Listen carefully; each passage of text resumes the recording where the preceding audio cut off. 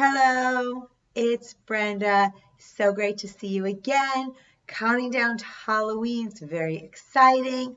Again, I am still sick. I cannot believe that I keep losing my voice, especially during this week because there's so many great stories.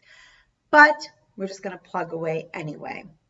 Thank you so much for your support as my channel is growing. I am enjoying it so much, and I absolutely couldn't do it if you were not watching and supporting me. So thank you so much. Please make sure to subscribe and hit notifications so that if I make a new video, you actually can watch it and then let me know with a thumbs up if you like it or a thumbs down if you don't, which I would be very sad.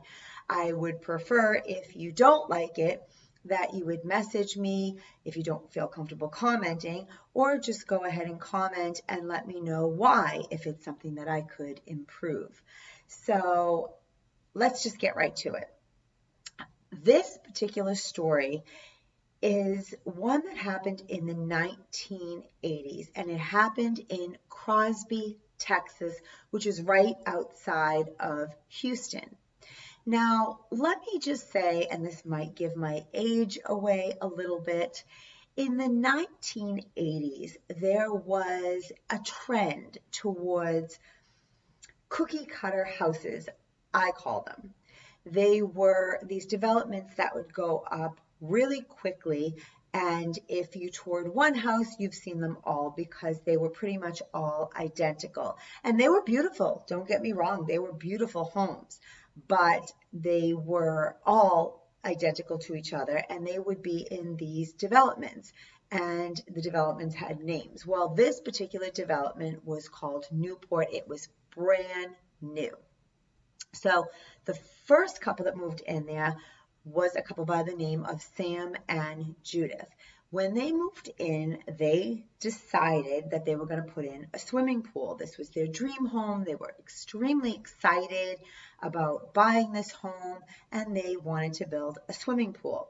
So as the groundbreaking was beginning, an elderly man showed up, and he approached the husband and basically said, you should not dig here, you should not put in a swimming pool. Well, obviously, the husband Sam was like, is this a joke? I don't understand, why should I not put in a swimming pool?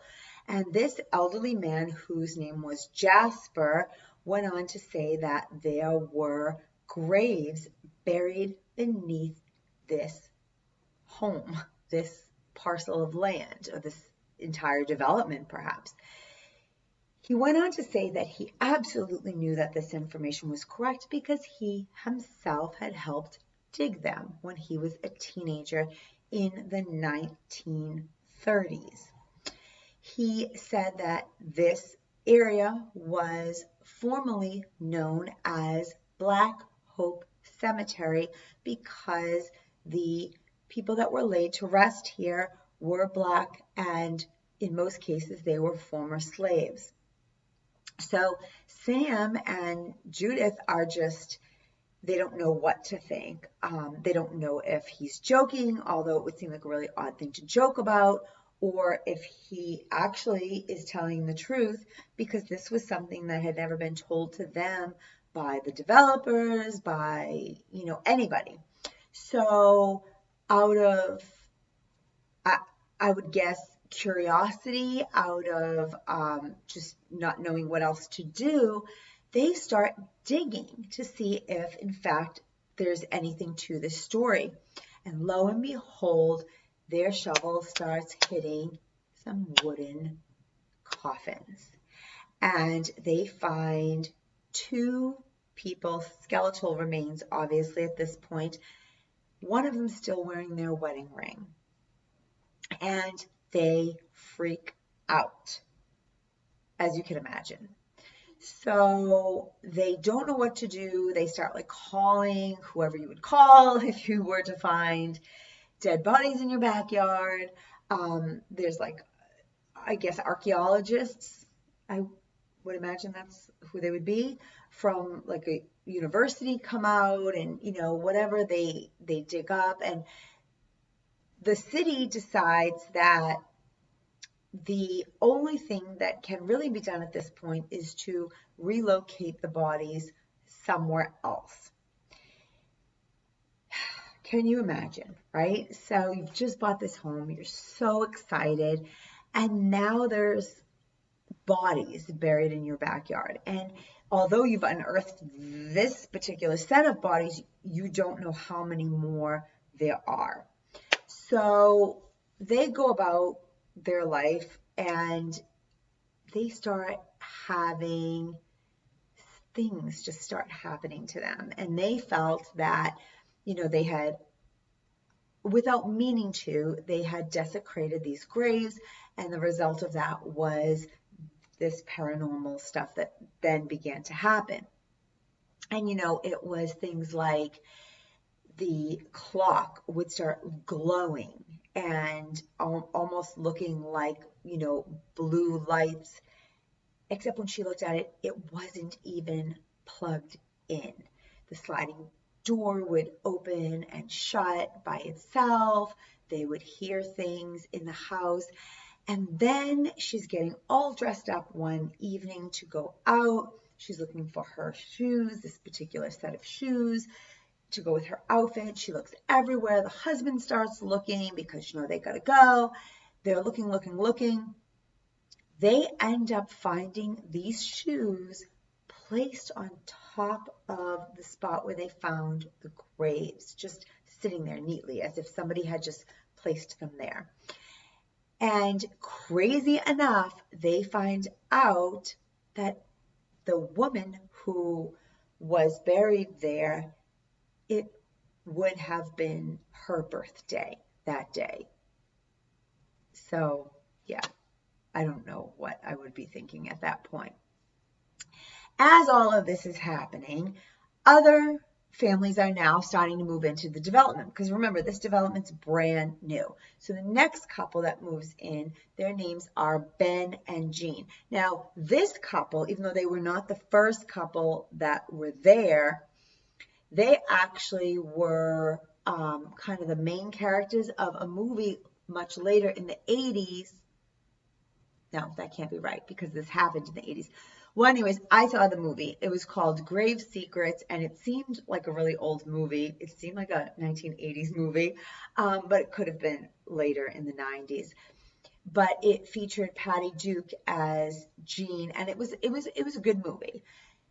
Now, at that time, I hadn't read anything about the true story behind it, so it's not completely accurate. Two of the things that stand out to me is that one, I believe in the movie, the ending, they start building a swimming pool and they find the bodies, and then you're kind of like, oh, wow, okay, so that's why all of the houses are haunted.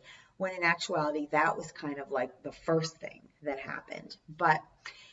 And the second thing is, in the movie, Ben and Jean have a daughter named Tina, which they did in real life. But in the movie, Tina gets cancer. Now, I did read that some people would come and visit families there, and then within a day or two would get diagnosed with cancer. But Tina did get ill in real life. Well, Tina died in real life after having a heart attack, but I'm going to talk about that in a second. So Ben and Jean move in, and for them, right off the bat, they're starting to have stuff happening. Toilets are flushing by themselves. And let me just say, there are things that can happen that may or may not have a worldly explanation that we personally may attribute to the paranormal. Like for me, if the lights flicker, I'm like, oh, like a spirit is trying to communicate with me, but that's just because I'm always thinking in the paranormal. But in actuality, I probably just have some electrical problem. But then there's certain things that you really can't find another explanation for. And I feel like flushing toilet would be one of those things. if the door happens to just randomly shut, maybe there was like a gust of wind, the light flickers, maybe there's a loose bulb. But if the toilet flushes, I'm thinking that you're going to be hard pressed to find a solution. I'm not a plumber, so I could be wrong. If you're a plumber, let me know. But I'm just saying it's pretty convincing to me. If you're sitting in a house and you start hearing like a toilet flushing, I'd be like, I gotta go. So they are right off the bat, like I said, doors, footsteps, flushing toilets. Then one night, the husband comes home and he is in the kitchen getting like a drink or something, and he sees two full-bodied apparitions of a man and a woman. That's that. I mean, you're looking at two people that don't seem to be in this realm and they're in your house. That's pretty good evidence that your house is indeed haunted. So they decide that they're going to go. There's like this creepy old tree in their backyard, and it had like it's like an arrow etched into it. So they decide that this may be kind of a marker for people that might have been buried there. So they start to dig on their own because they are trying to find evidence. They wanted to take it to court because they had sunk all of their money into buying this home, and they wanted to take it to court for not being told, whether the developers knew or not. I mean, they're now stuck with this piece of real estate that is buried, is sitting on a cemetery, or where there are former cemetery where there are buried bodies. Like, they want out, or they want some kind of restitution for it. And they're trying to find proof of it, because I guess the whole thing was, that one family had proof, but that doesn't mean that the whole entire development had bodies buried under it. And basically, for your own personal like parcel of land, you had to prove that there was bodies buried there. So they're out there like digging by this creepy old tree, and instantly Jean gets very, very just overcome with illness, fatigue, exhaustion. And Tina decides that she is going to take over and she's going to dig. She gets very sick and gets rushed to the hospital, and she dies of a heart attack. Yeah. So that didn't happen in the movie. In the movie, she had like this long battle with cancer, but in reality, she died. And the family, or the mom and dad, they attributed that to the house and the forces in the house or on the land. And so they're done. They leave. Like, they're done. They don't want nothing else to do with it. They actually moved out. They actually moved out of Texas. Now, I do believe they eventually moved back, and then eventually this movie was made and was based on their experiences and not the experiences of the original couple that moved in. Although I feel like in the movie, they were kind of portrayed as the first people there, but they weren't. Now, other families that moved in, many of them did come forward and say that they were also having experiences, although some of them said that they did not. And fast forward, people that have since lived in the home where Ben and Jean lived, it has flip-flopped from absolutely nothing has happened in the home to, yes, there's been some weird phenomena in the house. Now, as for other residents in current time, some of them say they've had no problem, and some of them even more recently have said they've had lots of odd experiences, everything from actually seeing apparitions, to hearing voices, to a small child that claimed that the brown man was coming into her room or talking to her. one woman actually was taking her granddaughter to the bathroom, and her granddaughter like ran out of the bathroom, and then the woman heard a man like breathing on her neck and touched her, and she like literally never used the bathroom or that bathroom like ever again. So I don't know. What do you think? Do you think that this is a true account of what has happened? I mean, we know that there were bodies buried, at least for the first couple, because that was proven. I mean, there was bodies that were excavated from that land. But for the rest of the development, do you think people just got it in their head that their houses were haunted? Do you think that it was like mass hysteria once they knew that the bodies were there and possibly under their homes as well? I don't know. And certainly, whether or not Tina died as a result of the house being buried on this cemetery or whether that was a coincidence, I don't know. I'm not sure. But back then, the name of the development was the Newport development. And I couldn't find if that's still what it's called, but I think that it may have been renamed since, and maybe that was a result of the movie or, just kind of all the publicity around it. So if you know the answer to that, whether or not it's still called that, let me know.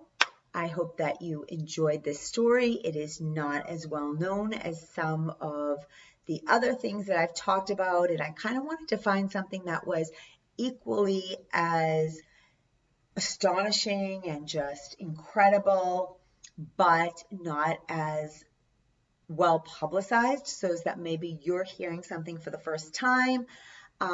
If you or anybody that you know was involved in this story, I don't mean any disrespect. I am just very interested in the paranormal, and obviously my channel is catering to people who also feel the same way. So if you were there, if you know anybody that was involved in it, I don't mean any disrespect. Thank you very much for watching, and I will see you next time. Give me a thumbs up and don't forget to subscribe. Bye.